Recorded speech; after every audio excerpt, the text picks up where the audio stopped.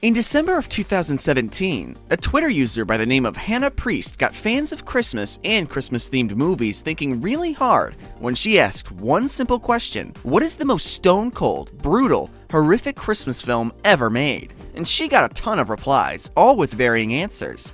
Some people were claiming that Home Alone was on the top of that list, while others would argue that Christmas Evil takes the cake. However, no one would have expected the mind-boggling response that Hannah had got to her own question. Hannah, who goes by @SheWolfManC on Twitter, went into a fairly in-depth description as to why the Santa Claus franchise was really the top-of-the-line, horrific holiday film that has ever been released. Her answer was filled with evidence that supported her claim that all three of the Santa Claus films hinted that the elves might be engaging in the horrific act of cannibalism. That's right. This theory might just change the way you view those seemingly innocent holiday movies, as well as the way you look at hot cocoa forever. But first things first, let's talk about the most obvious part of the film that someone would consider to be dark, which of course would be the death of good Saint Nick at the beginning of the first movie. It was a fairly straightforward scene, you know? Scott Calvin, the man who was played by Tim Allen, hears a noise on the top of his roof in the middle of the night on Christmas Eve. And like most adults, not believing in Santa Claus, he assumed the worst. Oh no, someone is trying to break into my house. Which is a fair assumption. The rate of home invasions always rises around the holidays. So he did what any adult would do. He went outside to see who was on his roof making all of that noise. As he steps out onto the sidewalk and looks onto his roof, he sees someone dressed like Santa near his chimney. It startles him, and then boom, Santa Claus slips and slides right off of Scott's roof. Now that's not too bad, right?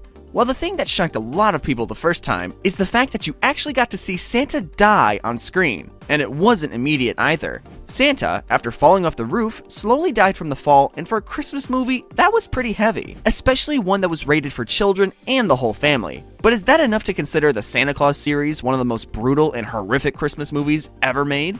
Maybe not, but hang in there. Hannah hits us with a lot more information than that. One of the biggest plot holes in the series was created during the second movie in the series. In Santa Claus 2, we learned that there was this known rule as the Mrs. Claus, and it states that Santa must be married and therefore must have a Mrs. Claus. This comes as a surprise not only to Scott, but to all of the other elves and even the Council of Legendary Figures. None of them knew anything about this rule and it had never come up.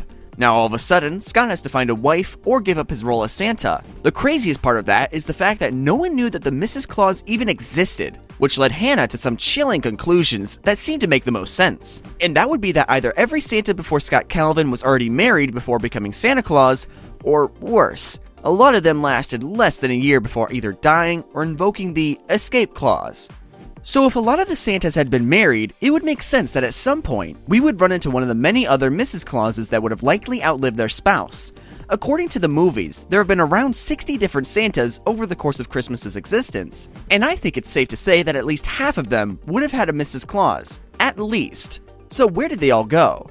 To make things even darker, we also find out in the third installment to the franchise that while being Santa Claus, the person in the suit remains fertile, meaning that they could still reproduce. That's the only way that they would have been able to justify Scott's son, Buddy. Well, it's probably safe to say that Scott wouldn't have been the only Santa to reproduce while wearing the big red suit. And if that's the case, where are all the other Santa's offspring? Are they with the other Mrs. Clauses, wherever that is? Obviously, we have a lot of missing persons adding up. And adding onto the mysterious lack of the widowed Mrs. Clauses and Santa babies, there's a whole other group of missing individuals that are still left unaccounted for. What about all the elves that we saw come and go throughout the three movies? What happened to them? And does it possibly have anything to do with the missing Mrs. Clauses? Well, according to Hannah, the answer might be a lot darker than you would expect. I mean, let's talk about one of the most important elves to just suddenly disappear. That, of course, being none other than Bernard. Bernard plays a major part in the first two movies in the franchise, and Hannah points out that he is absent in Santa Claus 3. Curtis is now elf number 1, and she brings up that no one even mentions that Bernard is gone. This is super weird because he and Curtis seemed close, and for the most part, he was Scott's right-hand man after he became Santa. Come to think of it, the elves never seem to talk about anybody who has disappeared or is unaccounted for. Not only that, but Hannah also points out that they didn't skip a beat when Scott took over as Santa. No one mourned the old Santa at all. I mean, Bernard even referred to him as the other Santa. How crazy is that? Clearly, death isn't taken seriously in their world. Now, another elf that seemingly disappears out of nowhere is someone who may have dropped one of the biggest hints as to what is happening to everyone that goes missing. And that's Judy, the elf that gives Scott a delicious looking cup of hot cocoa. The first time she convinces Scott to try her hot chocolate, she said to him, "My own recipe. Took me 1,200 years to get it right." However, when we saw Santa get his hot cocoa in the second movie, where was Judy? Nowhere to be found. And his hot chocolate was given to him by some other cocoa-making elf who had apparently replaced Judy. So, what happened to them? And what happened to all the other Mrs. Clauses? The answer might be more twisted than you would expect. One item above all others camouflaged itself so well in Santa's workshop that most people wouldn't even think twice about it. However, Hannah's theory has a lot of people thinking twice about the giant oven that can be found in the Santa Claus series.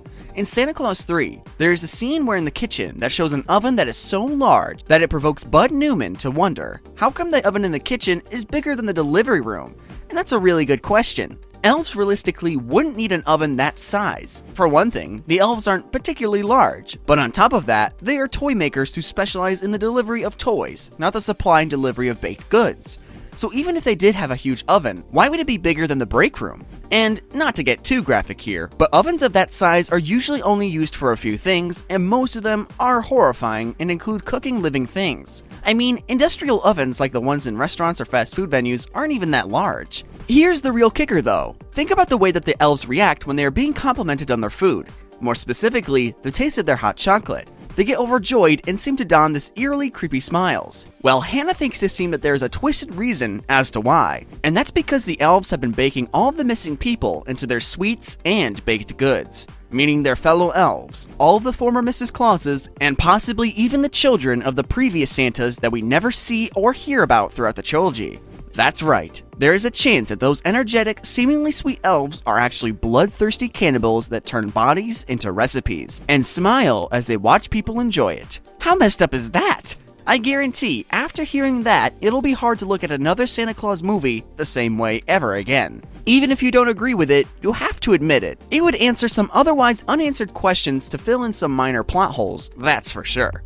Now, in terms of popularity, this theory is off the charts. It got so popular that not only were articles written about it, but the person behind the theory, Hannah, had to actually block notifications on her social media accounts because of some of the backlash. And when I say backlash, I don't mean that people were being particularly mean to her. I mean that she was getting bombarded with so many messages from people claiming that she ruined the movies for some of the viewers, that she couldn't handle all of the notifications. It was just too much to keep track of, especially for something that she likely didn't think would gain as much attention as it did. Personally, I think the theory is really interesting and a lot of fun. It's always nice to look at things from a different perspective, especially if it's something you've seen more than a dozen times.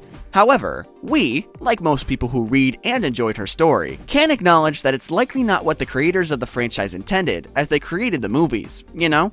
Odds are, the movies were just planned to be about a normal guy who, through a series of events, becomes Santa and has to learn how to live with that responsibility, along with learning the true meaning behind Christmas. And of course, the man who was chosen to become Santa was set up as a toy designer before even donning the big red coat. Granted, the movies aren't without their plot holes or their somewhat morbid moments, like when the Santa before Tim Allen's fell off the roof and died rather slowly, but at the end of the day, it was still meant to be just another Christmas movie. Though as we said before, it's certainly fun to think about these theories and indulge them, because they always give you new perspectives on things that you likely already love. The Santa Claus trilogy is hands down one of the best sets of Christmas movies of all time. It was considered an instant classic as soon as it came out, and the series has certainly held up over time. Not only did it hold up, but people are still managing to talk about it and generate new theories about the world surrounding the films. But we want to hear from you guys. What do you think about this theory? Let us know your thoughts about the cannibalistic elves in the comments below, and share any other fun facts you may have heard about the movie franchise. As for now, that's all, Disney fans. Let us know what topic you'd like us to discuss next in the comments, and like and subscribe for more magically packed videos.